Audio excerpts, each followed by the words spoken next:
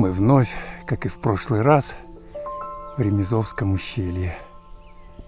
И также идем с ночевкой.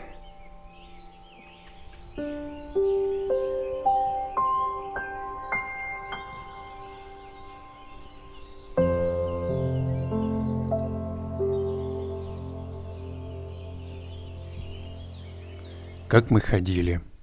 От конечной остановки 5-го автобуса пошли вверх по Ремезовскому ущелью, затем поднялись на гребень и, не доходя 1,5 километра до Кокжайляу, свернули налево на отрог, идущий в сторону Аккаина. Заночевали там в березовой роще. На следующий день спустились в Аккаин и на 5-м Б автобусе уехали домой. Неделю назад мы ночевали на этой площадке. За неделю произошли изменения. Снег растаял почти. Лужайка зазеленела. Кто-то оставил мусор. Запускали фейерверки. Даже фейерверки, остатки фейерверков надо убирать. Мы прибрались, как и в прошлый раз. Сегодня идем дальше. В сторону Кокжайляу. Вслед за снеговой линией, вслед за линией грязи. Внизу Ремезовское ущелье. Гора Динамо прямо по курсу. Алматы. Аккаин.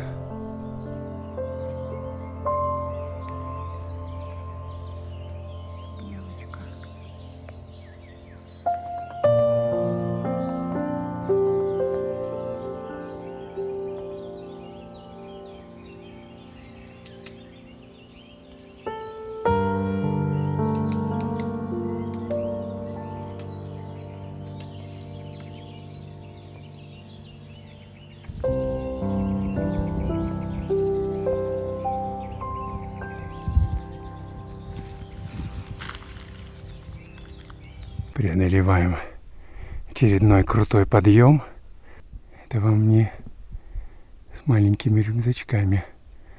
Мы еще и воду тащим на своем горбу. Идем по заснеженной, по подледеневшей тропе. Надеюсь, туда, куда придем, там снега не будет. А вот он и заканчивается. Опять сухая тропа впереди.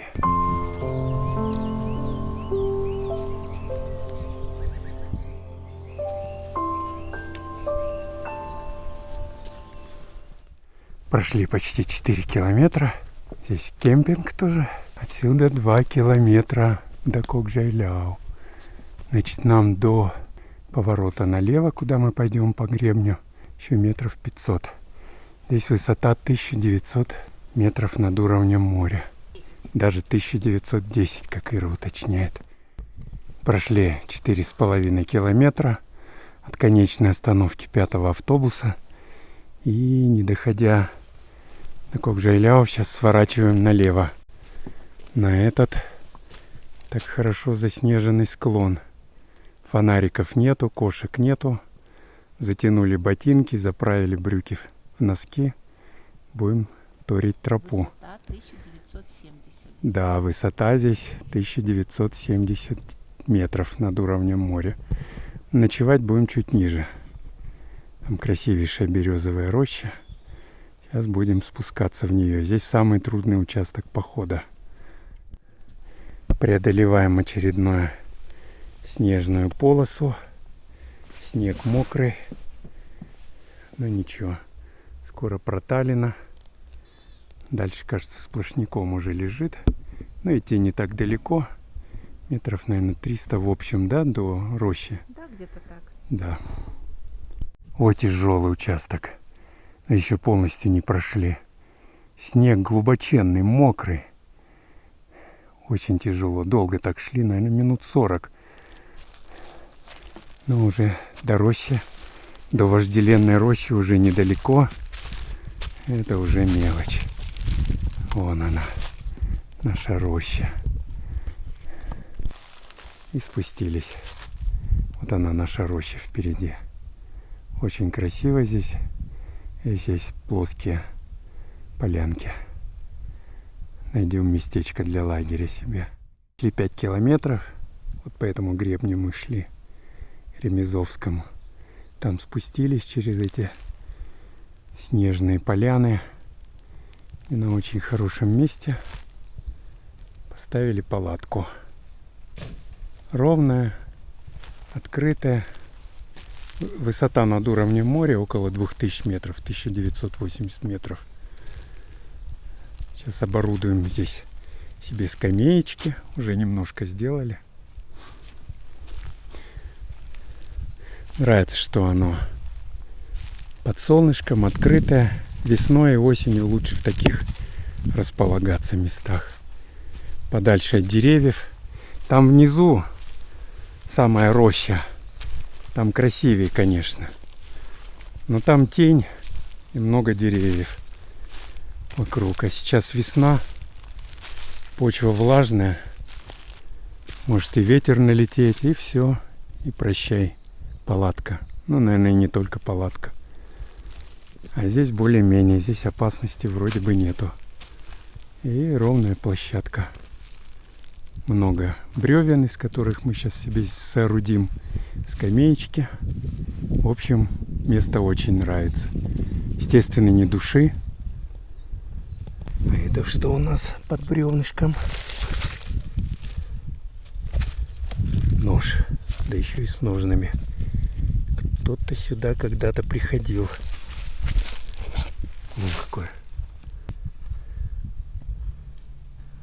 Ну заржавел весь. Блесна. На кого тут собирались рыбачить или рыбачили, не знаю. Воды тут нет. Водоема. Всю воду с собой принесли. Хотя, конечно, воду можно было и не нести. Кругом снег. Но для этого надо было все-таки иметь фильтр. У нас фильтра нету. Вывод. Наверное, надо приобрести. Потому что так-то мы пьем, не пользуемся фильтрами. Просто пьем и все воду. Или пьем из родников, из речек, или кипятим, если не очень доверяем. Вид нашего лагеря. Палатка. А здесь мы сделали такую себе импровизированную кухню-столовую. Бревна подтащили, сделали из них скамьи. И Ира тут спроектировала столик. Не знаю, насколько он... Что-то типа столика. Что-то типа столика. Ну вот захотелось ей. Ну ладно. Проверим. Собрались обедать. На обед у нас сегодня гороховый суп с курочкой. Домашний. С добавлением масла кхи. И салат из спаржи.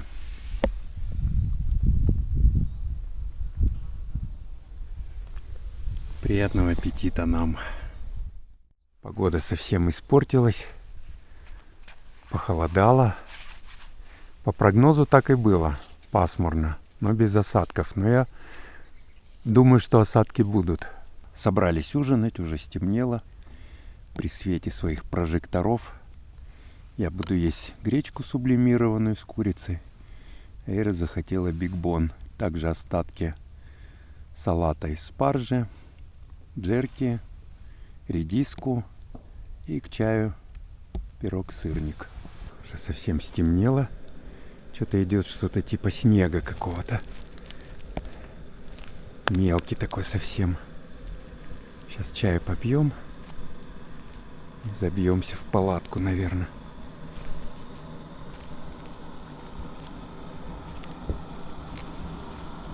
Кипятим водичку. 7 утра. Пасмурно. Ночью минимальная температура, которую я зафиксировал, была 5 градусов в 4 утра. Сейчас уже 8. Погода сумрачная. Вчера вечером один раз небольшой дождичек нас загонял в палатку. Потом, когда сидели на бревнышках, тоже что-то с неба сыпалось такое мелкое, непонятное. Какие-то кристаллики. Потом все закончилось. И ночью еще дождик немножко моросил. Спали с 9 вечера до 6 утра. Тишина полнейшая. Только иногда ночные птицы какие-то пролетали или звуки издавали. Ни шороха, ничего. Отличное место, глухое, вдали от оживленных троп. Рекомендую. Здесь Красивейшая, естественно, березовая роща. Много ровных площадок. Сейчас будем завтракать. В походах для переноски масла мы используем вот такой контейнер Tupperware емкостью 125 граммов. Бывает еще чуть меньше. Они герметичные, не протекают. Используем масло кхи. Это топленое масло длительного томления. Дома сами его готовим. Покупаем обычно масло Кадыров или Кокшетау. Это масло более устойчивое к теплу по сравнению со сливочным. И не тает, не течет. Так как сливочное. На всякий случай, правда, еще в дополнительный полиэтиленовый пакет, но ни разу не протекало. Сейчас будем завтракать. Уходим вниз, в сторону Ак-Каин. Оставляем после себя чистоту и порядок. Здесь наши скамейки, кухня-столовая. Там ниже у нас тоже скамейка. Мы там сидели. Любовались на город. И просто сидели. Идем вниз по роще. Белые березы. Температура что-то так сильно и не подросла. Также 9-10 градусов.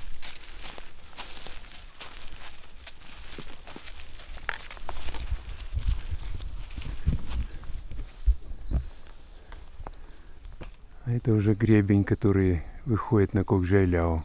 Справа это уже там Кокжайляу. Мы были совсем рядом. Мы стояли вон на том пригорке. Чуть-чуть спустились. И здесь вот еще одно отличное местечко. Ровное. И здесь можно. Но мы здесь не захотели. Так как здесь кругом деревья и тень. Хотелось на солнце. Идем дальше вниз. Здесь очень-очень много поваленных деревьев. Просто настоящий лесоповал. Кругом. То есть опасность есть попасть под березку или под сосенку. Особенно это если будет весна, апрель, май. Почва влажная, сильные ветра. Поэтому надо соблюдать осторожность. Тропы вообще нету в этом году. Как снег сошел, видно, никто не ходил. Также листва лежит и все. Следов не видно никаких. Ни человеческих, ни звериных. А впереди еще хорошая полянка. Там уже травка даже зазеленела. Слева внизу виден город. Ущелье Ак-Каин. Спустились чуть ниже, где-то, наверное, метров 700-800 от нашей стоянки. Здесь уже появилась тропа. И следы пребывания кабанов. Все перерыто, разрыто.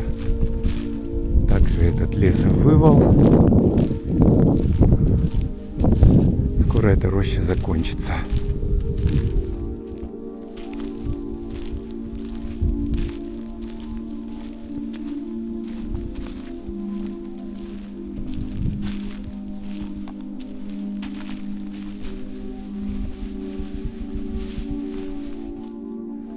Роща уже давно закончилась. Идем по крутому спуску. Здесь уже на высоте 1700 метров все уже зеленеет. Весна. Прошли 1,64 и из 1900 с лишним, почти с 2000 спустились на 1600 с чем-то. 400 метров высоты сбросили. Спустились в Ак-Каин. Здесь течет ручей, слышно, как он шумит. Раньше назывался Каменка, а теперь на карте я видел обозначение Терес-Бутак. Сейчас идем по дну ущелья. Есть недалеко беседка, там чай сделаем. После этого крутого спуска, временами по снегу. То есть, если хотите в эту рощу идти, ну, по-моему, удобнее идти со стороны Ремезовки.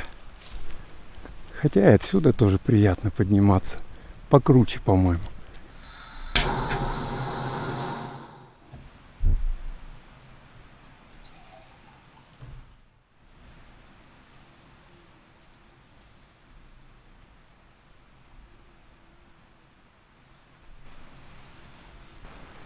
Кстати, вон нашу рощу видно. Ее конечная часть. Видно там плоский гребень. Мы там были. В самом начале ее. Закончили свой небольшой походик на конечной остановке автобуса 5Б. Этот маршрут особенно хорош весной и осенью. Живописный и малолюдный.